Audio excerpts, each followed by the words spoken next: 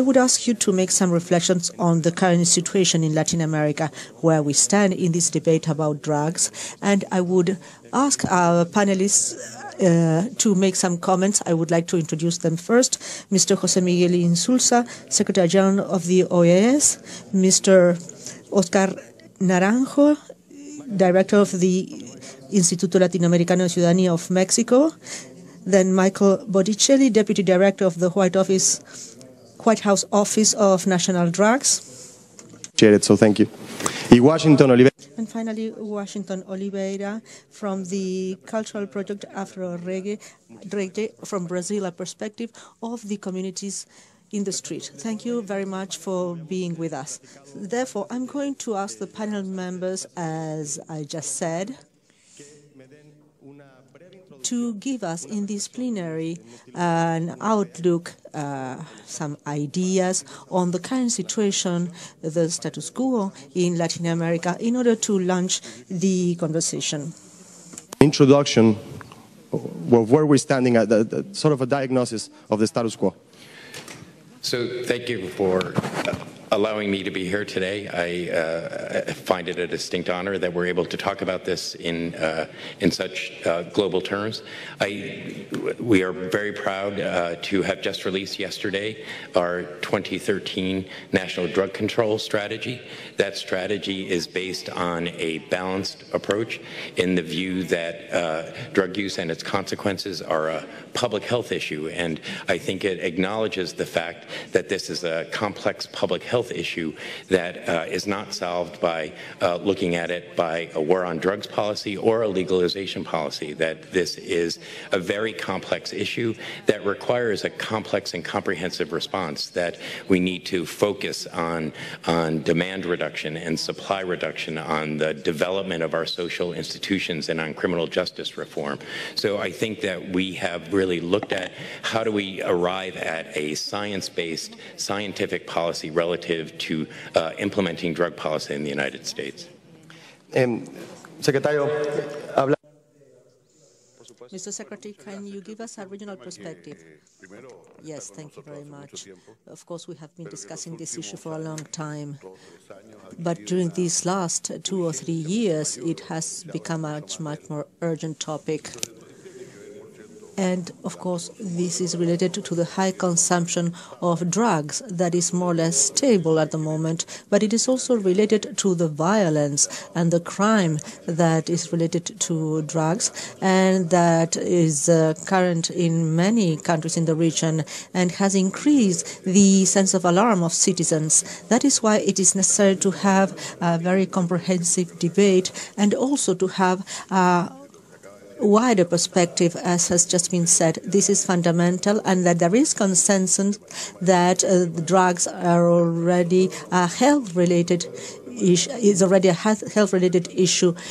People who consume drugs are not treated anymore like criminals, but as drug addicts that it is necessary to take care of from a health point of view. But it is also necessary from the point of view of the Americas to try to attack this phenomenon in all its aspects. There's drugs everywhere in the whole world. Sometimes is producing the drugs, trafficking them, selling them, and making money on drugs. And this is happening throughout our region. I would say that in this region, all the steps are followed in a very significant manner. That is why it is necessary to take into account that drugs are also affecting the security and the stability in many of our countries. This is a very important topic for us. Thank you very much, Mr. Secretary. Mr. Naranjo, from the point of view of citizenship, security, and the work of the community, can you give us your perspective? Thank you very much, Enrique. It's a real privilege to share this panel with so many important personalities. I would say that this debate on drugs is closely linked to a kind of humanitarian emergency that Latin America is going through. Latin America is currently the region in which there are more violent deaths in the world. And it is true that this violence has many causes, but there is no doubt that drug consumption amongst us is closely linked to the violence based on criminal economies. This is the first reflection. The second one is that Latin America is showing today that public policies to address this phenomenon are imperfect, incomplete, and we have to take into account that drugs in Latin America have been seen not only from a consumption issue, but also they are related to an appetite for power amongst groups in Latin America. And that is why finally we confuse the victims and the criminals in these policies. And we have tried to repress crimes these last years, but now we are facing a humanitarian calamity and emergency, and therefore our current policies or the old policies are dysfunctional.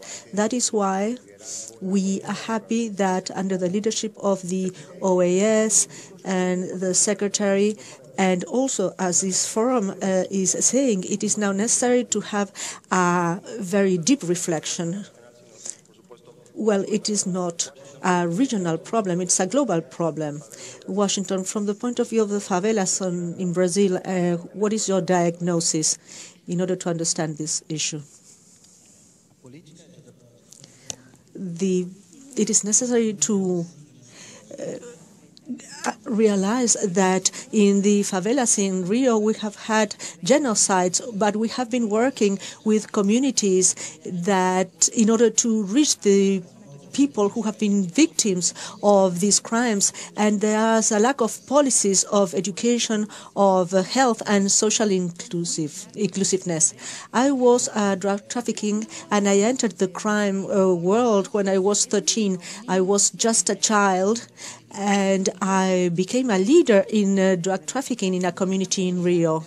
And I can tell you that I have been the witness. I am 37 now. I have been the witness of a great number of crimes because of these confrontations, more than 300 crimes. Therefore, I believe that we should discuss all these issues so that no more people die, because the people I'm talking about are very poor and miserable, and they are at the basis of the social pyramid. Therefore, it is necessary to take care of them, because up to now, a social inclusion policy has been lacking, and I have been rescued from this crime, and therefore now I want to help other people, and until they are repentant like myself, they are part of a group with which I have been working. I am working so that these people have new opportunities, and at least they have a hand that is extended to them so that they don't fall in this trap that is drug trafficking. Thank you very much, Washington. Now I'm going to ask the first question. I'm going to ask several questions to the panel, and I'm going to change a little the order of the questions after Washington's comment. There is a concept that there is a war against drugs, and the Mexican and the U.S. government are applying this concept, but the media is also based on what the people tell us. We are at the border between Mexico and the U.S., and people tell us every day there's lots of violent deaths that are related to drug trafficking. Okay, therefore, why not call this a war on drugs, Mr. Naranjo? Our point of view is that when there is a public security policy that involves the term war, this policy loses its nature, because war is not a concept that can be applied to citizen security and public security.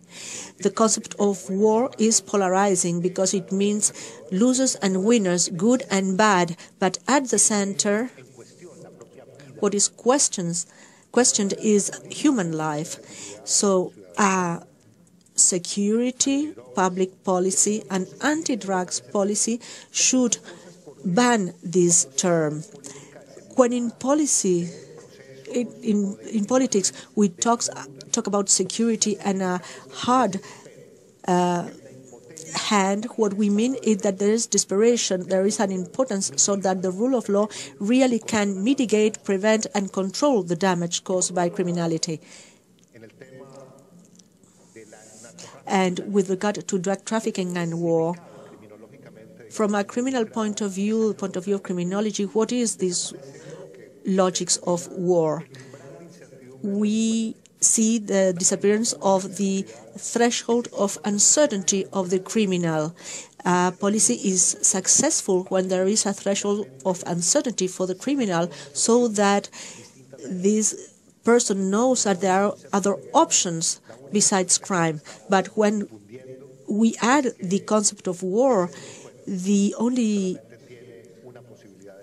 thing that happens is that the criminal knows that he has only one option, which is death. And the logic would be, I kill because otherwise I will be killed. So we have to ban this concept when we formulate public policies. And when we talk about war, also, there is a damage that is related to the humanization of politics. This may sound aggressive, but we are convinced that no matter how dangerous and powerful a criminal is, even if he kills in a state of law, this person should have the possibility of appearing before the law and being rehabilitated and not being killed or annihilated. When you involve the concept of war, then the criminal becomes an enemy that has to be destroyed, whereas criminals are people that have to be subject to justice and have to be socialized and rehabilitated.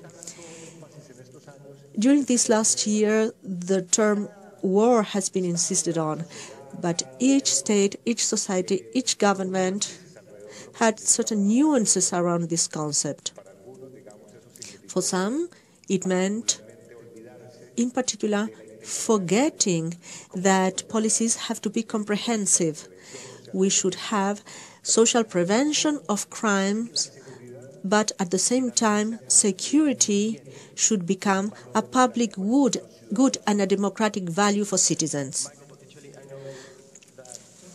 And the office you represent here is also thinking in the same tenor. I would completely agree with my panelists that, a war on drugs in very human terms translates to a war on people. And that's never been part of the Obama administration's policy relative to how we deal with drug use and its consequences, that it really is this partnership between public health and public safety in looking at a balanced approach. And I think that we all know that it undermines our economy, it destabilizes our community relative to violence. And just yesterday I had the privilege of traveling to the Huallaga Valley and to talk with many of the citizens there relative to looking at both eradication efforts as well as alternative development strategies. And one of the things that incredibly impressed me was the peace and tranquility in the valley as they've transitioned from cocoa production to cacao production and coffee production, as well as the incredible sense of pride and ownership they had in terms of being participants in the legal economy. So I do think that when we have these kind of balanced, comprehensive approaches, that we have seen success. And I also think, as we think about the context of criminal behavior, that we also see an incredible diversification, not just on drugs and illicit drug trade, but on a whole host of illegal activity. And so I think that, we have to really look at this from a comprehensive response. And again, not just look at it from a war on drugs mentality or a legalization mentality, that it really does require a balanced approach. And I think that, we've seen success internationally, and I think we've also seen success in the United States. So drug use is significantly down in the United States. I also think that, we have legal substances that contribute to instability and violence, like alcohol and like other, in the United States, we have an issue with prescription drugs, and these are kind of legally regulated, highly controlled substances. So we do have to think of this as a public health issue and a public health response, and in partnership with law enforcement. Secretario General, Mr. Secretary General, independent of the perspectives that we've heard, I understand that there is a report that is being prepared at the OAS, and the demand of many regional leaders is, well, we're seeing unprecedented levels of violence, and we need better solutions. Certainly, the Summit of the Americas in Cartagena did task us with preparing a report on the topic of drugs, which we hope to present to President Santos, who was the president of the summit and the incoming president of the summit, President Martinelli of Panama, and we'll be presenting this in the next 20 days or so. I can't talk about the conclusions yet because obviously that wouldn't be right, but in any case, certainly there is a topic of violence, as has been mentioned here. I agree with this definition. I mean, when you talk about a war is you obviously have enemies, and I understand that these are the criminal gangs and the criminal groups, and we're not succeeding in that war. I mean, they're increasingly strong. And so therefore, in terms of a war, I don't know that we've been very successful. Sure, we seized 40-50% of the shipments of cocaine in 2010. But cocaine continues to be shipped. We see increased consumption. In the Western Hemisphere, there's something like 3.7 million people who are incarcerated, of which 40% are incarcerated on drug charges. And so we have a lot of prisoners in this war that we've certainly captured, but the business is doing better and better. And I think that in our context, I mean, we're talking about a series of governments that have done research on this and that I can talk about, and that's the drug business. And the drug business is huge. It's $80 billion a year around the globe, of which $34 billion are in the United States.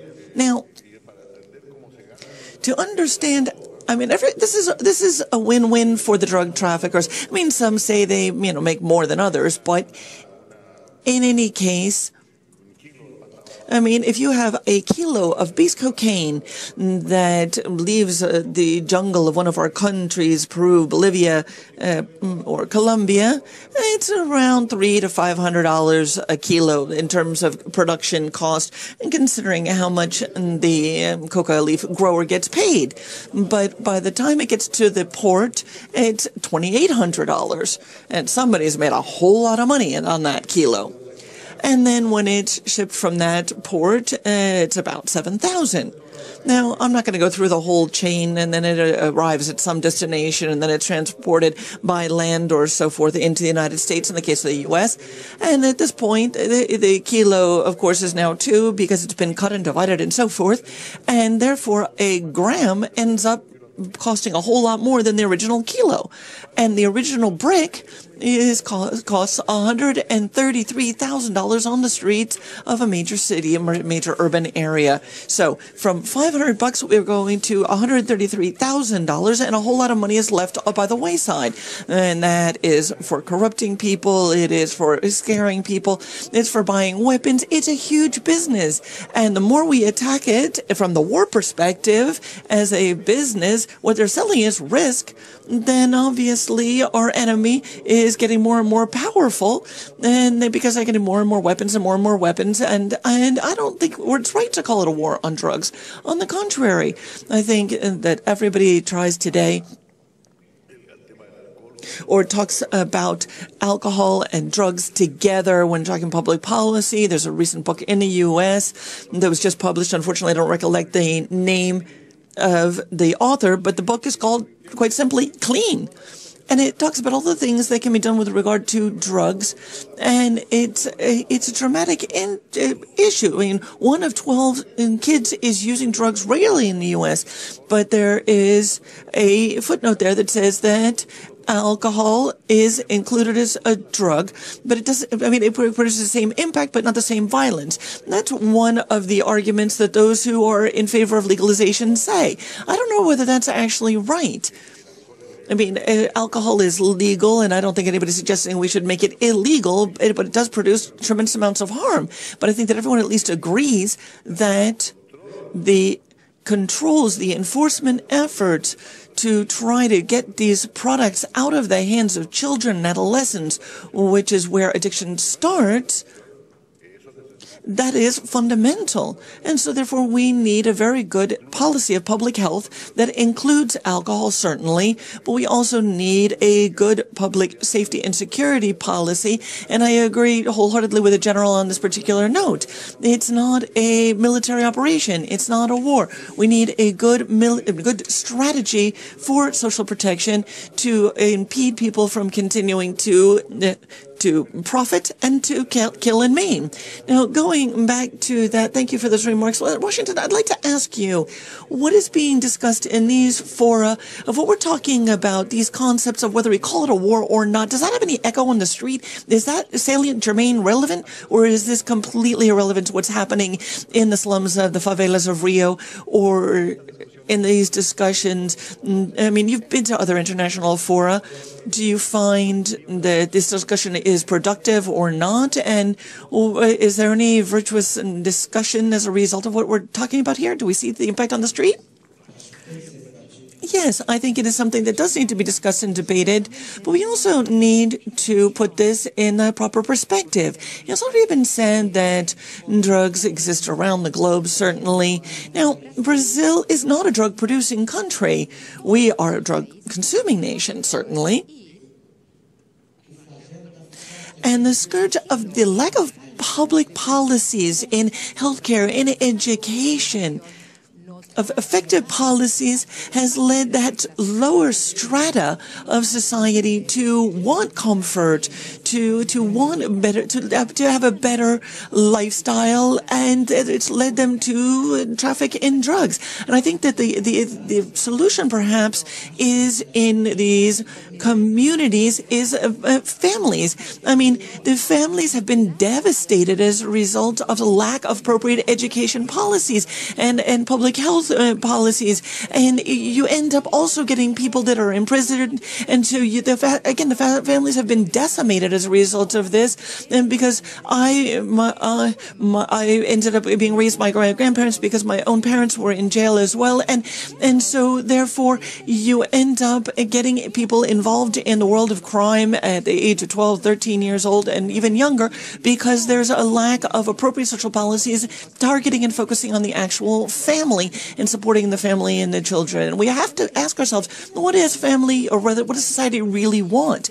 If we look at the needs of society, if we, I mean, whether it's cocaine or whether it's marijuana, we know that in Rio, we have an epidemic of crack use today, and that is devastating once again the lowest stratas of our societies. And so the question is, what do we do? I mean, there is a policy in which it's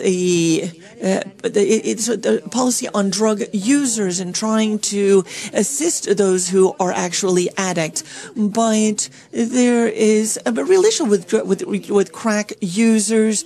There are. And on the topic of marijuana, as the general has said, there was a study done at the University in Sao Paulo where 50 people were subject to 3 years of treatment, and 50 heavy crack users were also subject to treatment they were actually put on marijuana to try to relieve them of the addiction to crack. And these three different groups, I mean, it used to be that marijuana was perceived as the gateway to heavy drug use. Well, today I think it could better be perceived as the solution, as the exit from heavy drug use, because I think that there are different cases. I mean, we can look at the case of crack, we can look at the case of marijuana, we can look at the case of cocaine, and it's also the topic of synthetic drugs. It's not just the lower class issue. The synthetic drugs, MDMA and so forth, ecstasy, is a problem of the upper class as well.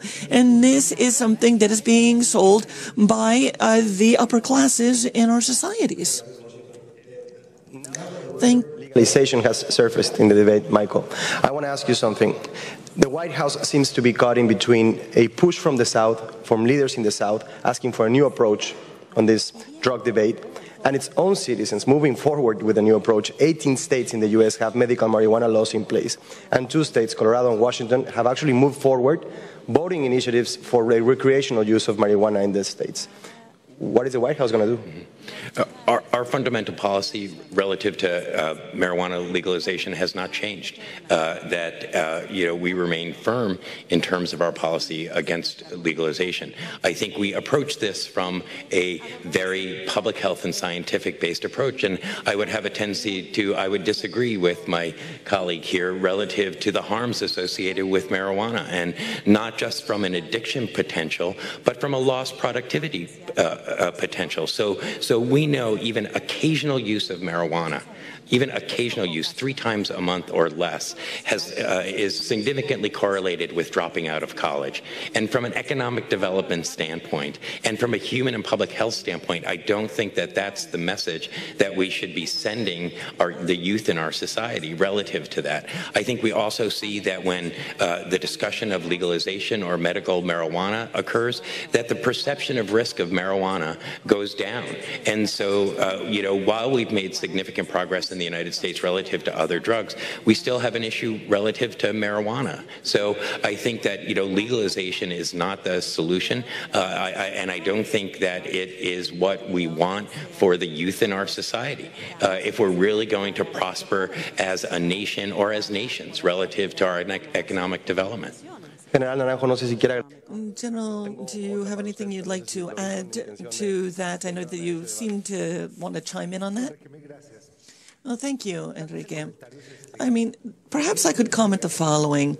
Obviously, we're dealing with an issue that is not a matter of black or white. There's a huge amount of gray in between, and it's enormously complex. And that does reflect 2 or 3 needs. Firstly, this debate needs to have a tremendous amount of humility in it. First of all, to understand where the blanks lie that are keeping decision-makers from making proper decisions, and they be convinced that they are making the right decisions. For example, their needs in academia and needs to reach a consensus on building a new paradigm. But what we're seeing, which is really quite surprising in the 21st century, is that we don't find that consensus in the scientific literature. We see contradictions. And the information on marijuana is a typical case, or a case in point.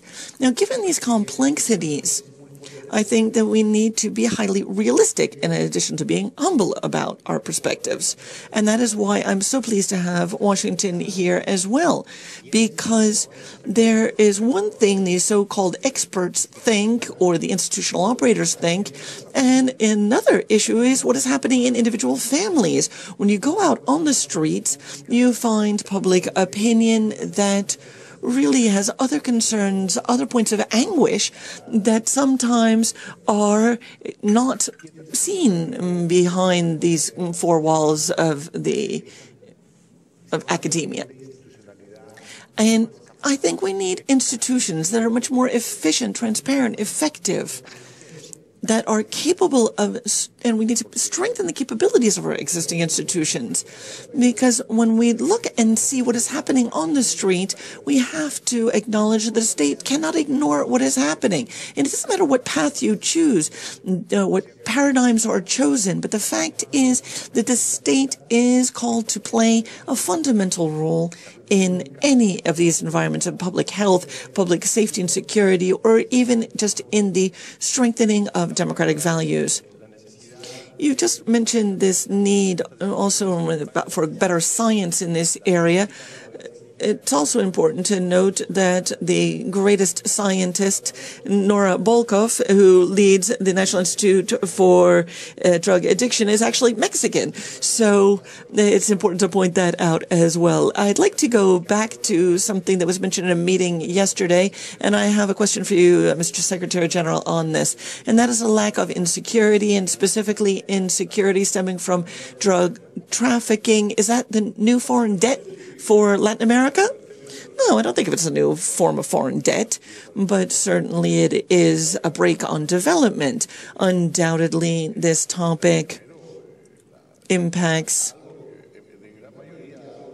something that, I mean, sometimes we, in these international fora, often say that we have a demographic boon. We will have a lot of population that can work in better conditions. And yes, we can, certainly we have a demographic boon, but only to the extent that we can train them and keep them out of drugs.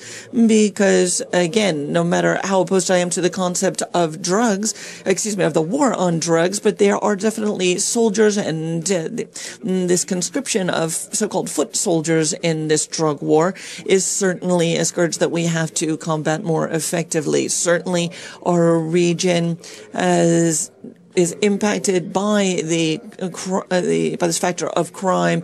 Crime certainly has a negative impact on foreign investment, and it also creates a more ongoing, lasting type of harm to democracy. I mean, we have these huge groups of individuals that are run by their own laws, and I'm working on something, or the OAS were working on something, and I have a very positive view of this, and that is disarmament, or least the truce of the so-called gangs of Maras in El Salvador, because, I mean, they've dropped the amount of gang-related violence in El Salvador by half in the last year.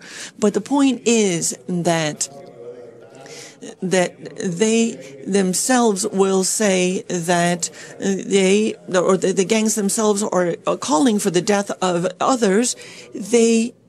I mean, it's not possible for them to have their own rules and regulations, but it is extraordinarily dangerous for society, for democracy, to have groups that are operating outside the law with their own rules and regulations and that are not willing to obey the actual laws of the land. And so I don't know that it's a new foreign debt, but it is certainly something that is a terrible scourge for our region. Now, when we talk about organized crime and multinational organizations that are extremely well organized and governmental efforts that are also not as well organized, nor that necessarily have this multinational approaches or tax. Now, we are coming to the end of our debate here, but we certainly do want to offer a few minutes for questions and answers from the floor. I understand that we have two mics on either side. Please identify yourselves and say who you represent before posing the question, and please direct your question to a specific individual. I am Felix Madariaga. I am from Nicaragua. I'm the former Minister of Defense, and I'm currently a member of Young Global Leaders. Thank you very much for your comments. General, sir, I'd like to ask you, when I worked in Nicaragua, we signed a set of agreements with the other forces across Central America, and the military was given a particular task in combating drugs across the region. And your comments have hit hard in terms of the question of whether they're enemies or human beings. But what is your vision of the growing use of the military in the fight against drugs? Is that a good thing? That's a very good question, particularly when you talk about the critical situation that, for example, that Colombia has grappled with about a decade ago, where the accumulated capabilities of these criminal groups was pushing our country into a veritable status of being a failed state.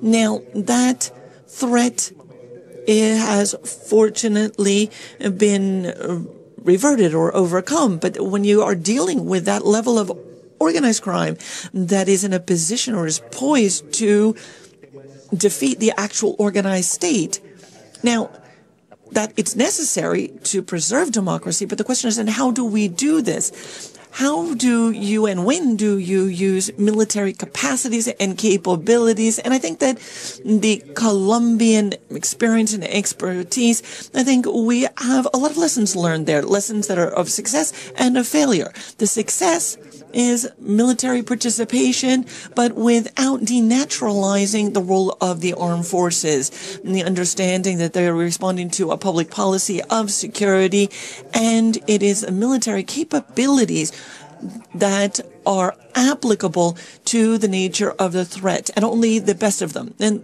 the role of the military, but not just military deployed with weapons in urban areas.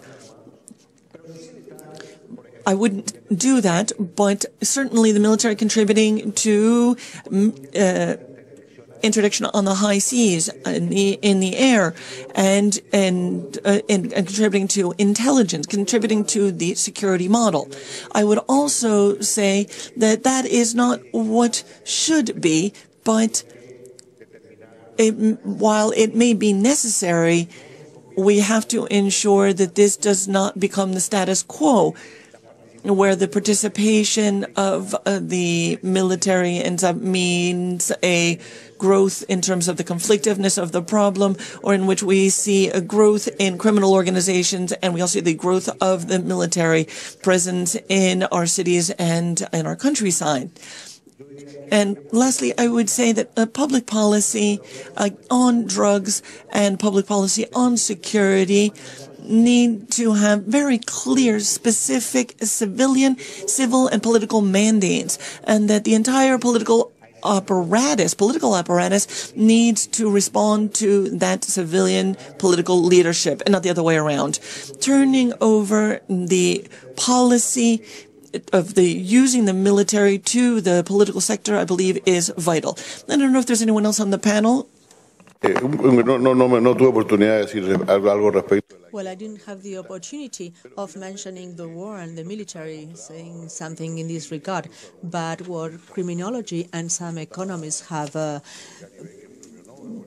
proven, for example, Gary Becker, the Nobel Prize, is that the important thing with regard to crime is not the duration of the punishment and the menaces, but the punishment in itself. For example, I believe that the criminals should have the certainty that they will be arrested, will be tried, and that they will be condemned.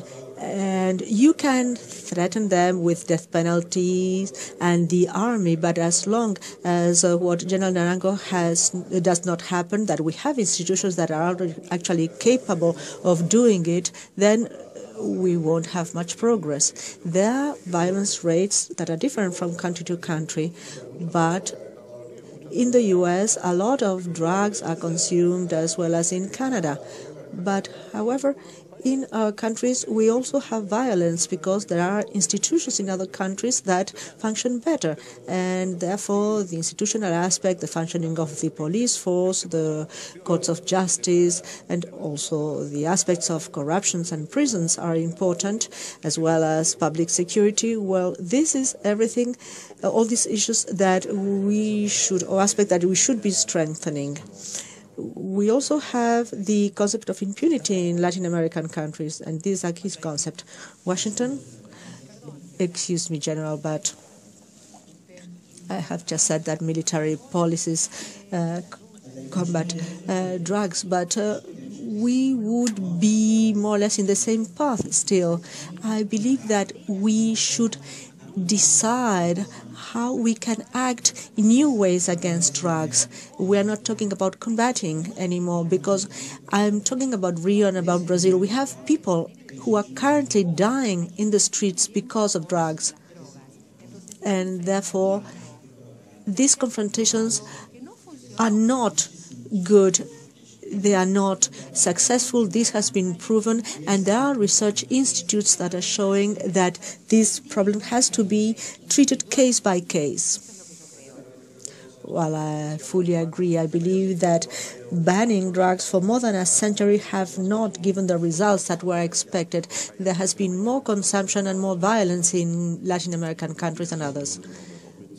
Good morning. My name is Nova Opitz. I have been living in Mexico for 20 years or more, although I am from Austria. I have seen and I've been very impressed by it, the economic power that is behind drugs. And there's always a discussion about being more or less inclusive, being more or less hard. And I believe, however, that these issues end sooner or later. There are very significant figures that are involved throughout the whole line, and therefore there is an economic component in this issue. But if we carry out the legalization, then do we just take the economic component out of the equation? What will be the economic models that will be followed if everybody who is involved in trafficking has to have a different activity? Are there strategies or any thoughts besides trying to combat drugs?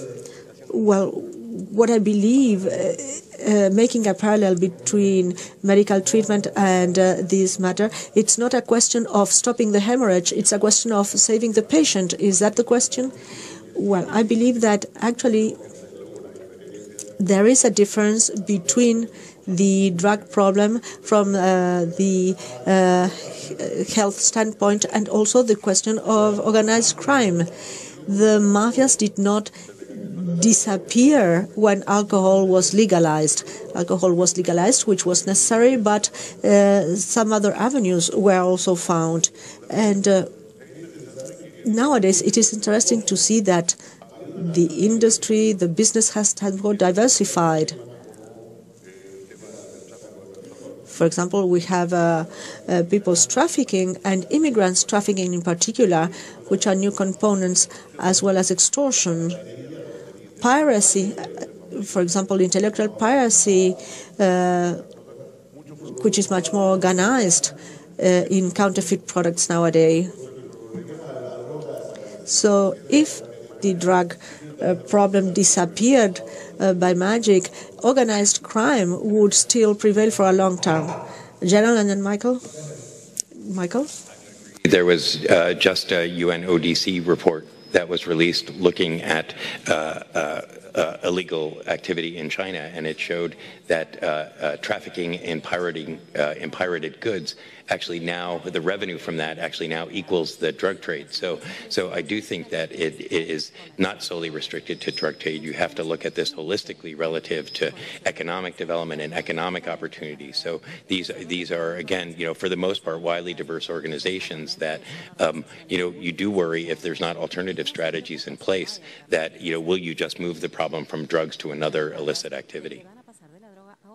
Realmente cuando nosotros insistimos en la necesidad de tener un Estado having a state that is stronger institutions, we want to indicate, in particular in Latin America, that organized crime is an expression of criminal economy. Where there is criminal economy, then there is organized crime. Why do we have these flourishing criminal economies in the region? One of the most revealing cases is the relative success of Colombia in the fight against drug trafficking. The level of production is at its lowest, but however, crime is increasing in illegal mining activities of gold extraction, and this is probably much more devastating in social and environmental terms than the tragedy of illicit cultures of coca. That is why I would say that in Latin America we have to try to encourage the culture of legal activity, which is at the base of the problem. There are many informal economies, and somehow these processes are accepted, and finally the state of law is distorted and the spirit of the law is destroyed. And this is on this basis that there are flourishing criminal economies, which is a threat if we don't change the logic. Questions on this side? We still have 5 minutes for questions and answers, brief questions, brief answers. José Luis Cordeiro. I am from Venezuela. This is an amazing and very interesting session. We are talking about criminals that do not belong to the state and the government. What happens to criminals that are members of the government? In the case of Venezuela, the Chavista government has financed the FARC, and now there are several Venezuelan generals that have arrest warrants in the U.S. because they are involved in drug trafficking. Venezuela has gone from a petro state, from drug trafficking in some cases. Well, that happens also in many other countries, including the U.S. Well, corruption is present, no doubt about it. And I agree with you. We cannot refer to any country in particular. Let's be clear on that. This is certainly related to the culture of legality that General Naranjo has just mentioned. In our region, without any doubt, there's still a tendency to use power as something that could give benefits and not in terms of public service. So the reply should be much larger. Corruption is at the bottom of, we are at the lower bottom of transparency indexes by international standards, but I believe that a lot has been done. There is an important effort in favor of transparency and accountability. We cannot deny that there is corruption, but still we have to acknowledge that in many countries there has been significant success in this regard. Now, with regard to the narco states, or the drug states, I don't think that this idea has to be exaggerated. There is certainly corruption in many states and many local governments as well, but we have not perceived that public institutions or cities or states have been taken over by drug traffickers. Some people used to say that they bought mayors in the past and now they are the ones that elect the mayors, and they mishappen in certain cities, but it's not so everywhere. So what happens in the favelas, Washington? Well, the power comes from the people everywhere. Now, the drug dealers are just 1% of the population, and they intimidate the people, they oppress the good people that live in every community. Now, thanks God, right now we have a public security policy in Rio, and the police force is intervening, but they won't be able to solve all the problems in these neighborhoods. And therefore, our movement is stating that there has to be many parties involved: the sports, the education, health, high-quality education, and social training for citizens. All this is important. Documented cases of corruption among officials in the border, customs officials. It's also something the U.S. is dealing with. The power of corruption coming from organized crime. Mm-hmm. I would completely agree that looking at kind of whole of government response and a solid public safety and social institution infrastructure is really a vital part of our strategy. I think relative to our border, the president has increased dramatically the resources that we have at the border. We've significantly increased the amount of drugs seizures that we've had. But I think we all agree that we need strong social and public safety institutions as part of a holistic and balanced strategy. General Naranjo, el tema de corrupción. What can you tell us about corruption in police forces and in the government? Is this an obstacle to going in the direction you put it out? Well, yes. Let me go back to this logic. When we talk about corruption processes, we see that there are some institutions that are pointed as corrupt. And this is the case in Latin America with police forces, where there are many deficiencies. We have to acknowledge this. The level of integrity is still far from the right level that would lead to confidence among citizens. But I don't think that the debate should be limited to these institutions. We have to see what is the chain of institutional links that allowed this corruption. And on the other hand, corruption is not necessarily the result of the capacity of the mafia of penetrating this institution, but it's a result of the lack of professional training of the police forces, for example, which are a case in point. If there are no protocols or procedures that establish the compliance in these forces, the corruption is a result of the freedom that these officers feel, and that is why in Latin America, in the police forces in particular, there is a very high degree of lack of professionalism, because recently the very hard policies were applied that can be related to populism. It is necessary, therefore, to have a more professional police force, which will lead to greater trust from the public. And I share what Mr. Insulza said. It is true that in Latin America there are cases of corruption, but during these last 20 years, the voice of the citizens and the capacity of denunciation by the press, as well as institutional reactions against corruption, are more and more evident. In the past, there were high levels of corruption, but nothing was said in this regard. But now there is awareness in society, and there is, and everybody is looking to these cases through the magnifying lens. Okay, one last question, since I promised this would be an interactive section. Rafael Fernandez Castro from Mexico City.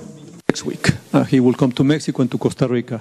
I wonder if there's going to be a new message on organized crime, on cooperation, on crime and security issues, because the feeling in Latin America is that Washington continues to put too much emphasis on interdiction, that Washington is not doing enough to stop the trafficking of arms into Latin America.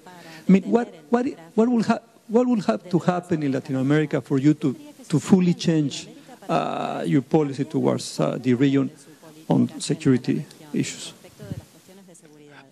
I think that, certainly the president is looking forward to his visit. I think the president wants to focus on those issues that are important to both Mexico and the United States and Costa Rica, and looking at how we have strong economies and strong partnerships relative to the work that we can do. I think that he is looking to cement his relationship with the new government in Mexico, and we look forward to being a part of that, and certainly working on joint economic issues is going to be a prime point of the president's visit.